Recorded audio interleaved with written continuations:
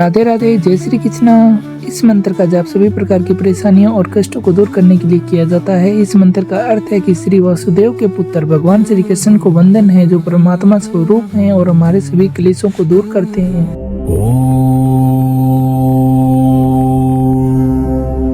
कृष्णाय वासुदेवाय हरये परमात्मने प्रणतः क्लेशनाशाय गोविन्दाय नमो नमः।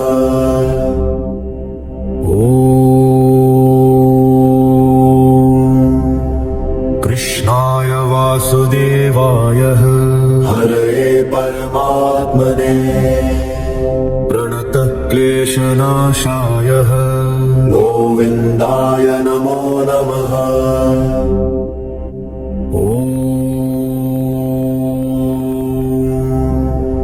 कृष्णाय वासुदेवाय हरये परमात्मने प्रणतः क्लेशनाशाय गोविन्दाय नमो नमः।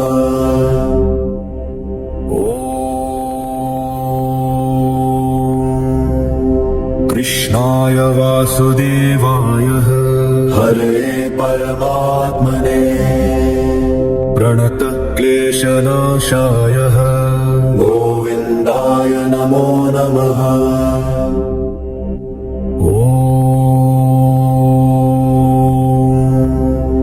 कृष्णाय वासुदेवाय हरये परमात्मने प्रणतः क्लेशनाशाय गोविन्दाय नमो नमः।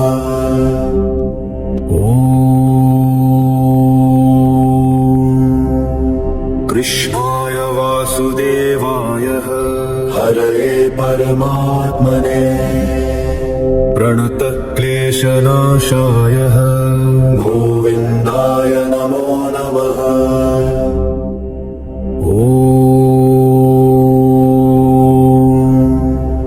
कृष्णाय वासुदेवाय हरये परमात्मने प्रणतः क्लेशनाशाय गोविन्दाय नमो नमः।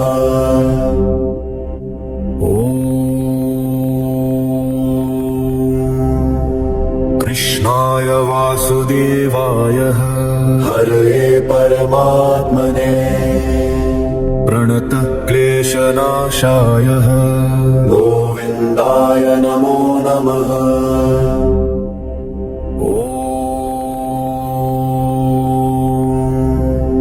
कृष्णाय वासुदेवाय हरये परमात्मने प्रणतः क्लेशनाशाय गोविन्दाय नमो नमः।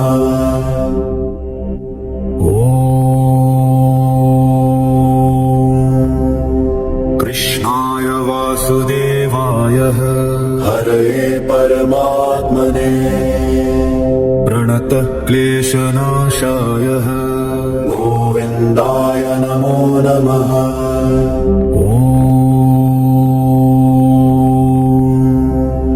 कृष्णाय वासुदेवाय हरये परमात्मने प्रणतः क्लेशनाशाय गोविन्दाय नमो नमः।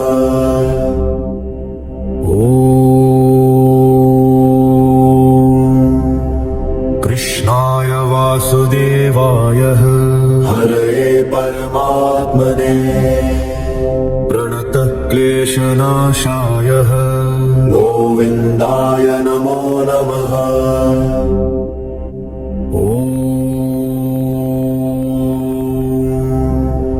कृष्णाय वासुदेवाय हरये परमात्मने प्रणतः क्लेशनाशाय गोविन्दाय नमो नमः।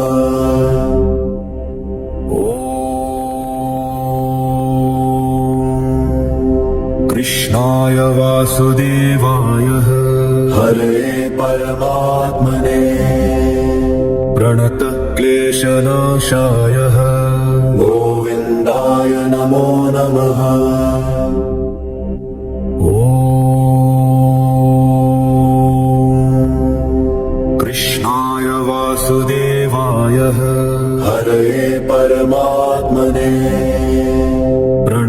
प्रणतक्लेशनाशाय गोविन्दाय नमो नमः।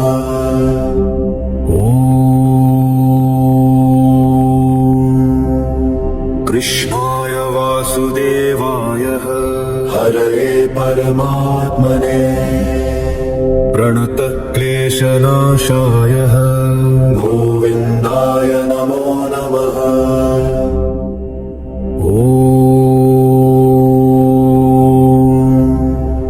कृष्णाय वासुदेवाय हरये परमात्मने प्रणतक्लेशनाशाय गोविन्दाय नमो नमः।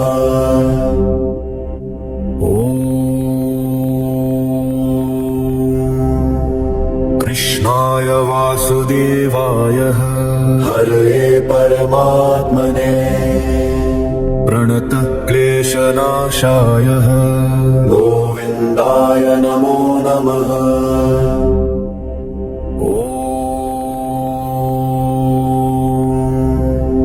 कृष्णाय वासुदेवाय हरये परमात्मने प्रणतक्लेशनाशाय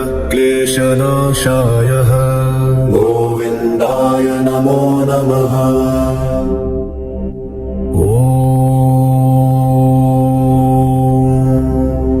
कृष्णाय वासुदेवाय हरये परमात्मने प्रणतक्लेशनाशाय गोविन्दाय नमो नमः।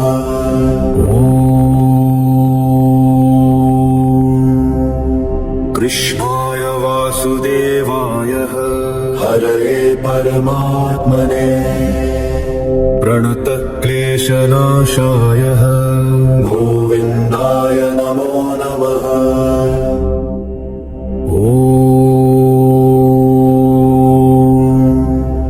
कृष्णाय वासुदेवाय हरये परमात्मने प्रणतक्लेशनाशाय गोविन्दाय नमो नमः।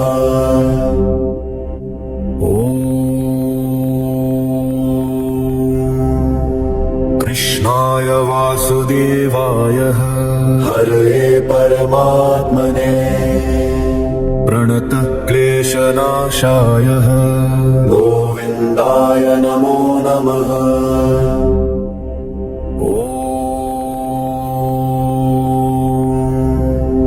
कृष्णाय वासुदेवाय हरये परमात्मने प्रणतक्लेशनाशाय गोविन्दाय नमो नमः।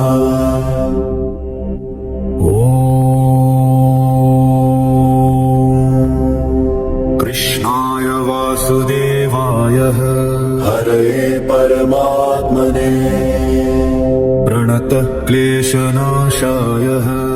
गोविन्दाय नमो नमः।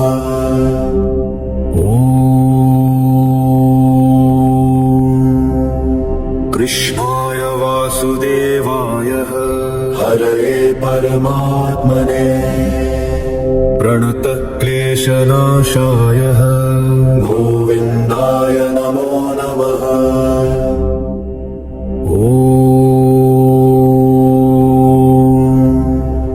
कृष्णाय वासुदेवाय हरये परमात्मने प्रणतक्लेशनाशाय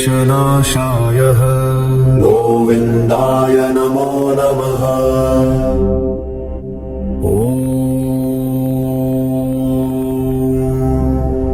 कृष्णाय वासुदेवाय हरये परमात्मने प्रणतक्लेशनाशाय गोविन्दाय नमो नमः।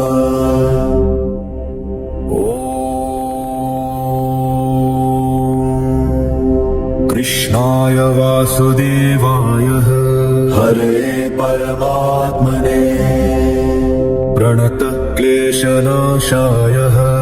गोविन्दाय नमो नमः।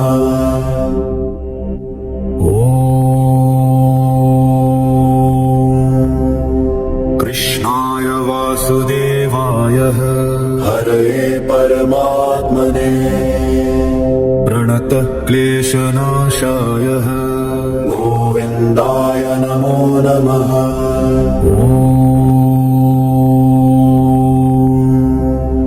कृष्णाय वासुदेवाय हरये परमात्मने प्रणतक्लेशनाशाय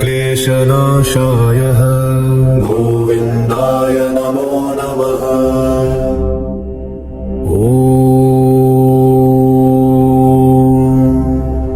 कृष्णाय वासुदेवाय हरये परमात्मने प्रणतक्लेशनाशाय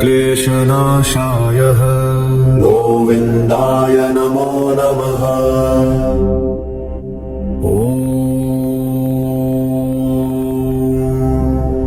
कृष्णाय वासुदेवाय हरये परमात्मने प्रणतक्लेशनाशाय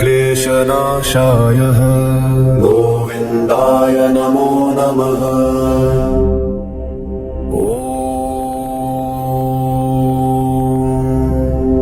कृष्णाय वासुदेवाय हरये परमात्मने प्रणतक्लेशनाशाय गोविन्दाय नमो नमः।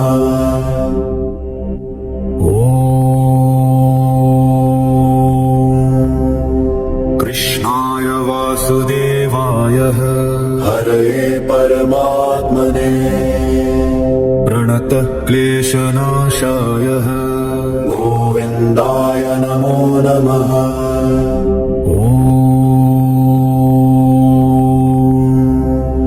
कृष्णाय वासुदेवाय हरये परमात्मने प्रणतक्लेशनाशाय गोविन्दाय नमो नमः।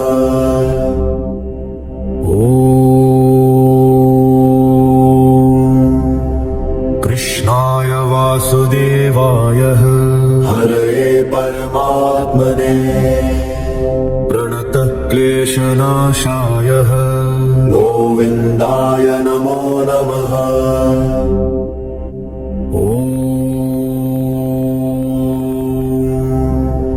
कृष्णाय वासुदेवाय हरये परमात्मने प्रणतक्लेशनाशाय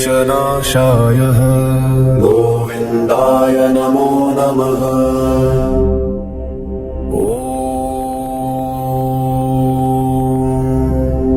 कृष्णाय वासुदेवाय हरये परमात्मने प्रणतक्लेशनाशाय गोविन्दाय नमो नमः।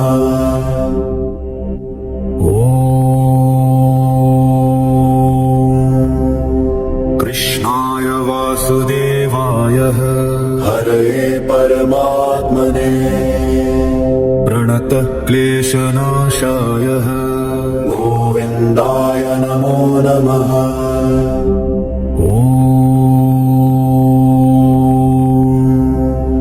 कृष्णाय वासुदेवाय हरये परमात्मने प्रणतक्लेशनाशाय गोविन्दाय नमो नमः।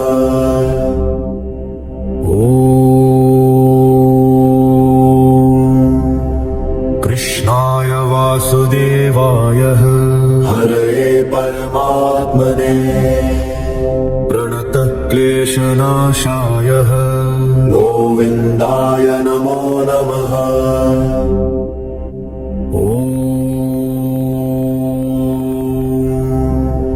कृष्णाय वासुदेवाय हरये परमात्मने प्रणतक्लेशनाशाय गोविन्दाय नमो नमः।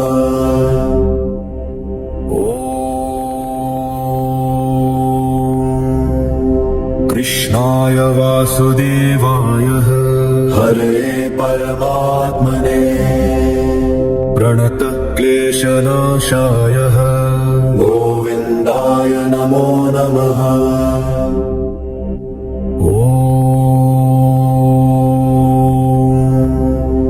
कृष्णाय वासुदेवाय हरये परमात्मने प्रणतः क्लेशनाशाय गोविन्दाय नमो नमः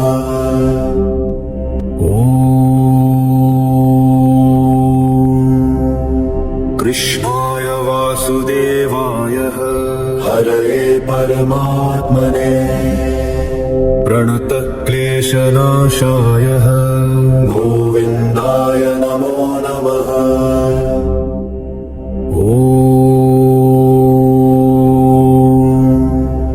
कृष्णाय वासुदेवाय हरये परमात्मने प्रणतः क्लेशनाशाय गोविन्दाय नमो नमः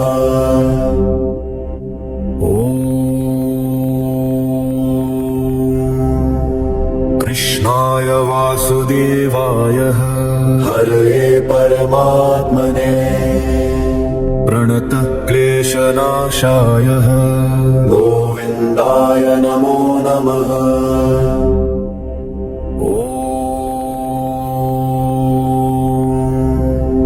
कृष्णाय वासुदेवाय हरये परमात्मने प्रणतः क्लेशनाशाय गोविन्दाय नमो नमः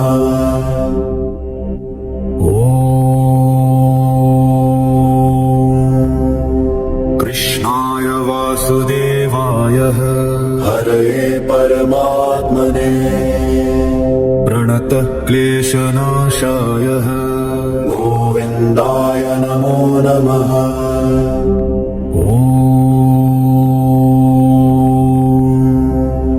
कृष्णाय वासुदेवाय हरये परमात्मने प्रणतः क्लेशनाशाय गोविन्दाय नमो नमः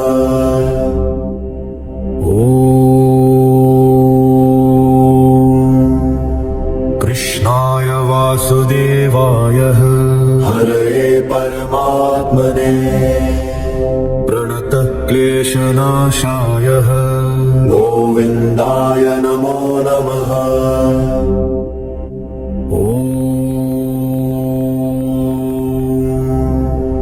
कृष्णाय वासुदेवाय हरये परमात्मने प्रणतः क्लेशनाशाय गोविन्दाय नमो नमः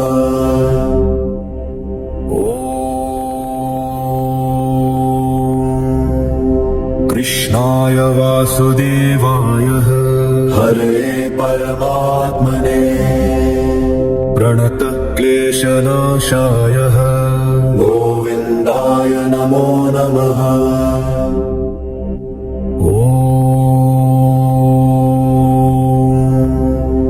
कृष्णाय वासुदेवाय हरये परमात्मने प्रणतः क्लेशनाशाय गोविन्दाय नमो नमः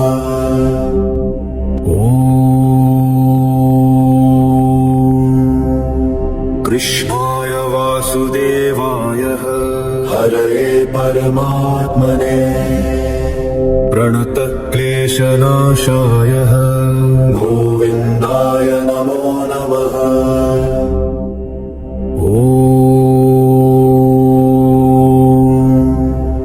कृष्णाय वासुदेवाय हरये परमात्मने प्रणतः क्लेशनाशाय गोविन्दाय नमो नमः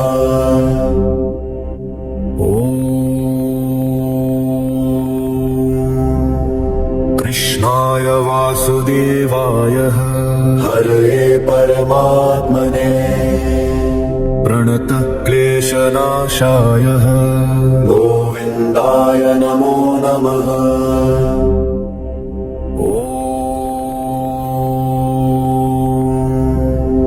कृष्णाय वासुदेवाय हरये परमात्मने प्रणतः क्लेशनाशाय गोविन्दाय नमो नमः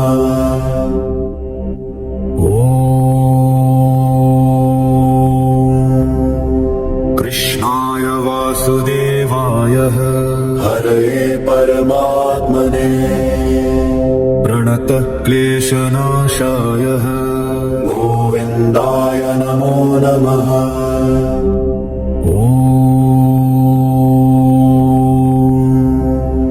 कृष्णाय वासुदेवाय हरये परमात्मने प्रणतक्लेशनाशाय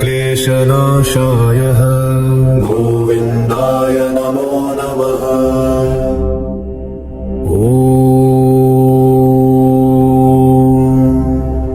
कृष्णाय वासुदेवाय हरये परमात्मने प्रणतक्लेशनाशाय गोविन्दाय नमो नमः।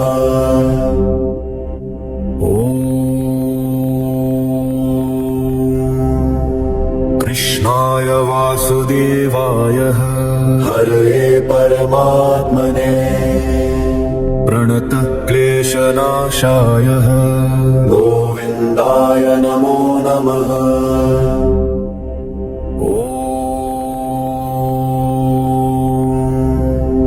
कृष्णाय वासुदेवाय हरये परमात्मने प्रणतक्लेशनाशाय गोविन्दाय नमो नमः।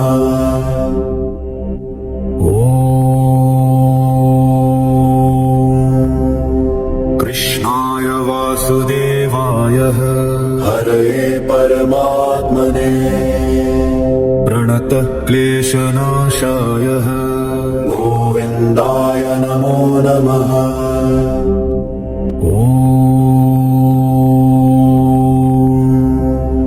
कृष्णाय वासुदेवाय हरये परमात्मने प्रणतक्लेशनाशाय गोविन्दाय नमो नमः।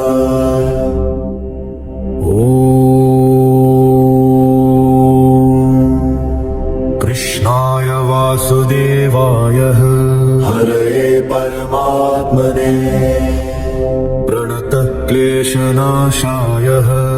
गोविन्दाय नमो नमः।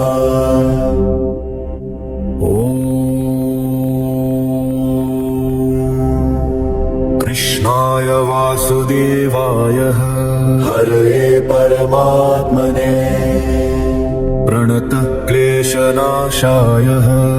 गोविन्दाय नमो नमः।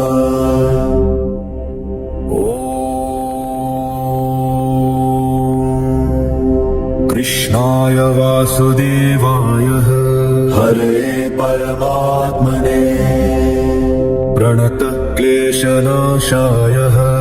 गोविन्दाय नमो नमः।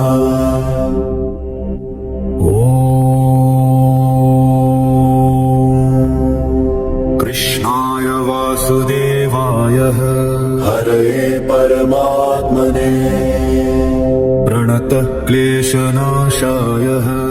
गोविन्दाय नमो नमः।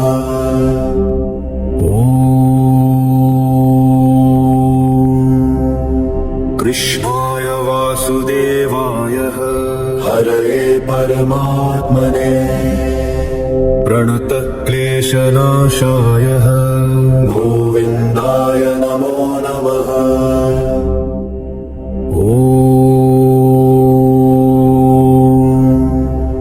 कृष्णाय वासुदेवाय हरये परमात्मने प्रणतक्लेशनाशाय गोविन्दाय नमो नमः।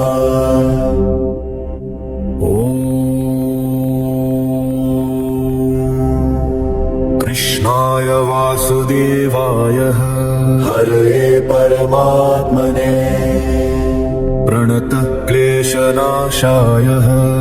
गोविन्दाय नमो नमः।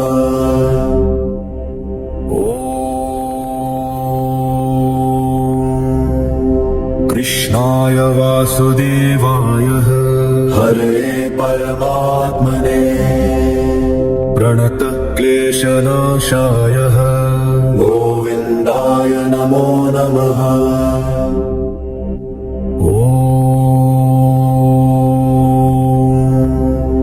कृष्णाय वासुदेवाय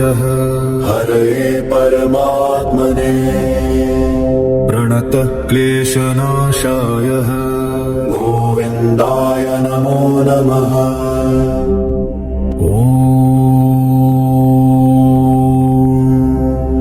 कृष्णाय वासुदेवाय हरये परमात्मने प्रणतक्लेशनाशाय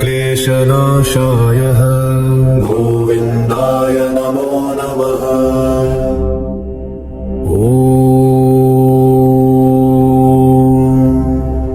कृष्णाय वासुदेवाय हरये परमात्मने प्रणतक्लेशनाशाय गोविन्दाय नमो नमः।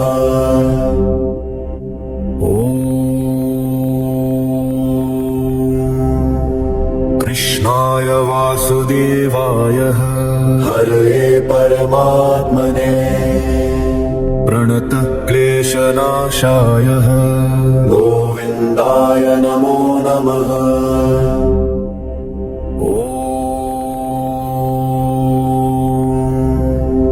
कृष्णाय वासुदेवाय हरये परमात्मने प्रणतक्लेशनाशाय गोविन्दाय नमो नमः।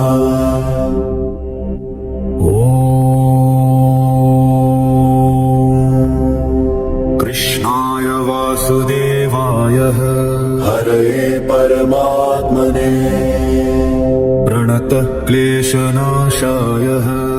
गोविन्दाय नमो नमः।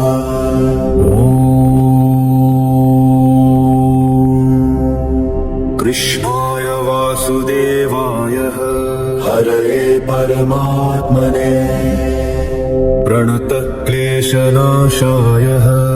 गोविन्दाय नमो नमः।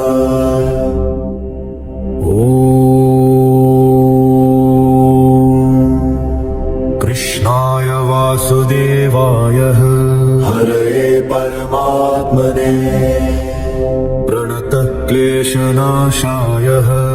गोविन्दाय नमो नमः।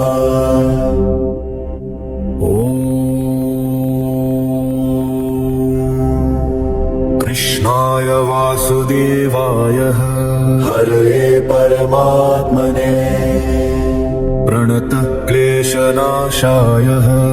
गोविन्दाय नमो नमः।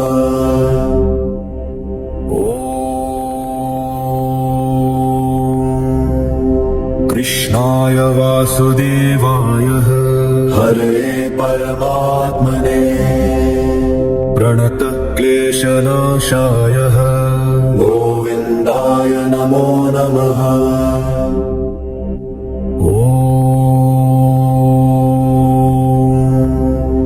कृष्णाय वासुदेवाय हरये परमात्मने प्रणतक्लेशनाशाय गोविन्दाय नमो नमः।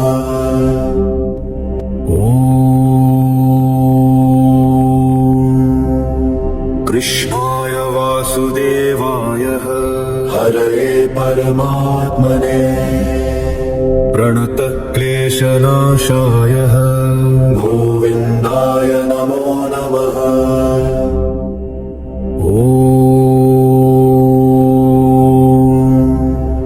कृष्णाय वासुदेवाय हरये परमात्मने प्रणतक्लेशनाशाय गोविन्दाय नमो नमः।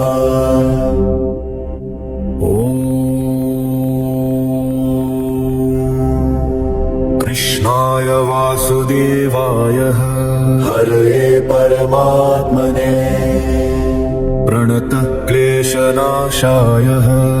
गोविन्दाय नमो नमः।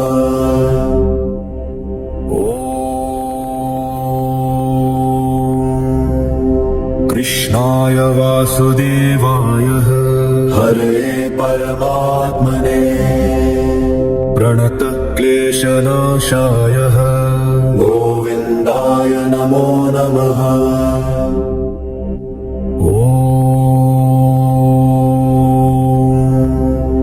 कृष्णाय वासुदेवाय हरये परमात्मने प्रणतः क्लेशनाशाय गोविन्दाय नमो नमः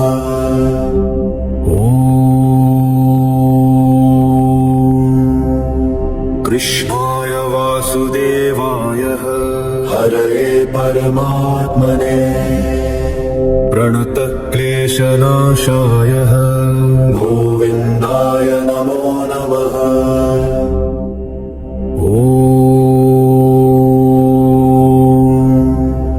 कृष्णाय वासुदेवाय हरये परमात्मने प्रणतः क्लेशनाशाय गोविन्दाय नमो नमः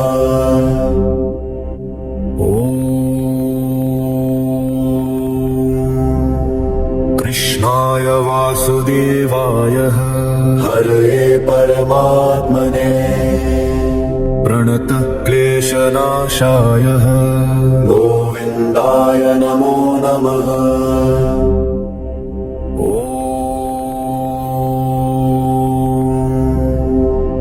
कृष्णाय वासुदेवाय हरये परमात्मने प्रणतः क्लेशनाशाय गोविन्दाय नमो नमः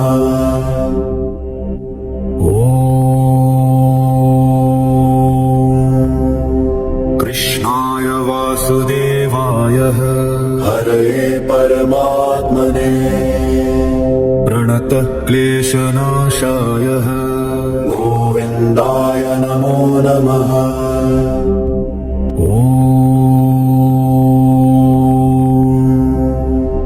कृष्णाय वासुदेवाय हरये परमात्मने प्रणतः क्लेशनाशाय गोविन्दाय नमो नमः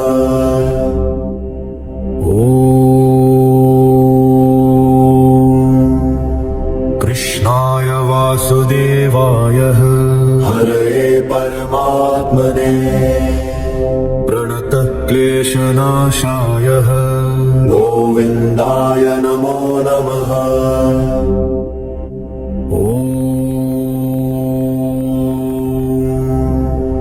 कृष्णाय वासुदेवाय हरये परमात्मने प्रणतः क्लेशनाशाय गोविन्दाय नमो नमः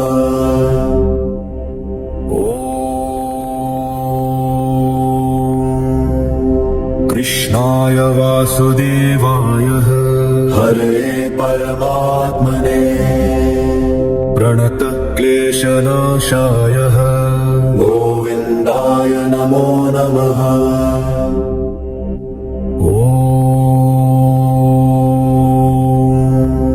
कृष्णाय वासुदेवाय हरये परमात्मने प्रणतः क्लेशनाशाय गोविन्दाय नमो नमः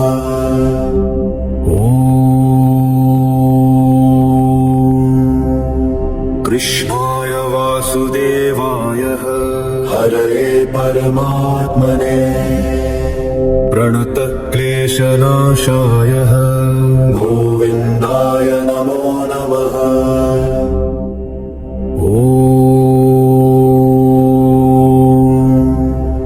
कृष्णाय वासुदेवाय हरये परमात्मने प्रणतः क्लेशनाशाय गोविन्दाय नमो नमः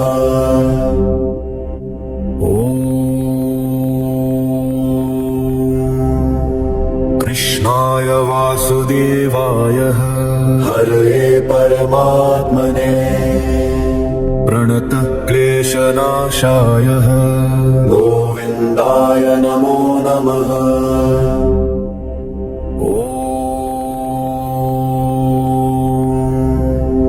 कृष्णाय वासुदेवाय हरये परमात्मने प्रणतः क्लेशनाशाय गोविन्दाय नमो नमः